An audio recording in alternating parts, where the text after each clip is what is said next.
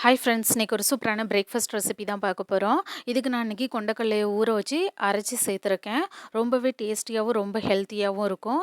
Morning இந்த மாதிரி நீங்கள் செஞ்சு கொடுங்க, ரொம்ப ஹெல்த்தியாக இருக்கும். வாங்க எப்படி செய்கிறதுன்னு வீடியோக்குள்ளே போய் பார்க்கலாம்.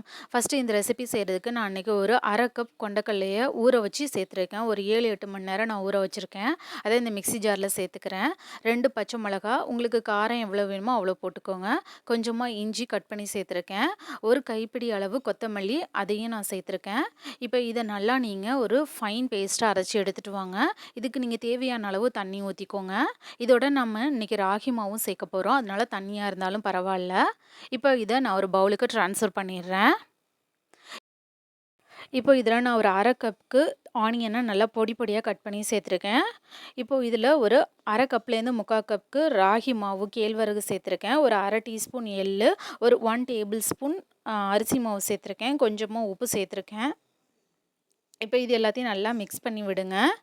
அரிசி மாவு ஆப்ஷனல் தான், தேவைன்னா போட்டுக்கோங்க, இல்லைன்னா பரவாயில்ல, நல்லா தான் இருக்கும். இதை இப்போ நம்ம சப்பாத்தி மாவு பதத்துக்கு நல்லா பிசைஞ்சு எடுத்துக்கலாம். யூஸ்வலாக கொண்டக்கடலையை குழந்தைங்க சாப்பிட மாட்டாங்க. நீங்கள் இந்த மாதிரி செஞ்சு கொடுங்க. இதில் நம்ம சேர்த்துருக்கிறதே தெரியாது, ரொம்பவும் டேஸ்ட்டாக இருக்கும். இதோட நீங்கள் தேங்காய் சட்னியோட சர்வ் பண்ணிங்கன்னா ரொம்பவே நல்லாயிருக்கும். இந்த மாதிரி ஒரு உருண்டை மாதிரி எடுத்துகிட்டு அதை நீங்கள் வாழை இலையில் எண்ணெய் தடவிட்டு நல்லா அடை மாதிரி தட்டி எடுத்துக்கோங்க. ஸோ நான் இன்றைக்கி அடை மாதிரி தட்டி எடுத்திருக்கேன் இந்த மாதிரி. இப்போ இதை நம்ம தோசைக்கல்லில் போட்டு நம்ம எடுக்கலாம். இதை இப்போ நான் தோசைக்கல்லில் போட்டுட்டேன். இது மேலே நீங்கள் கொஞ்சமாக எண்ணெயை அப்படியே ஸ்ப்ரெட் பண்ணி விடுங்க.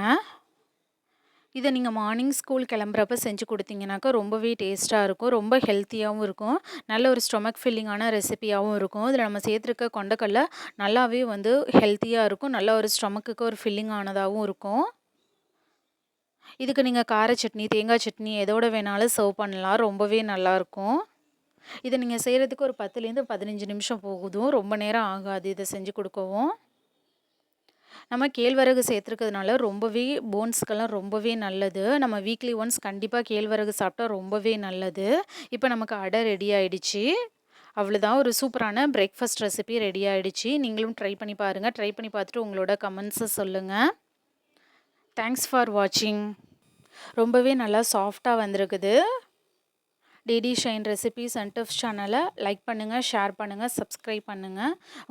உங்கள் ஃப்ரெண்ட்ஸ் அண்ட் ஃபேமிலிஸ்க்கு ஷேர் பண்ணுங்கள். நாளைக்கு திரும்பவும் ஒரு புதிய ரெசிபியோடு உங்களை மீட் பண்ணுறேன். பாய்.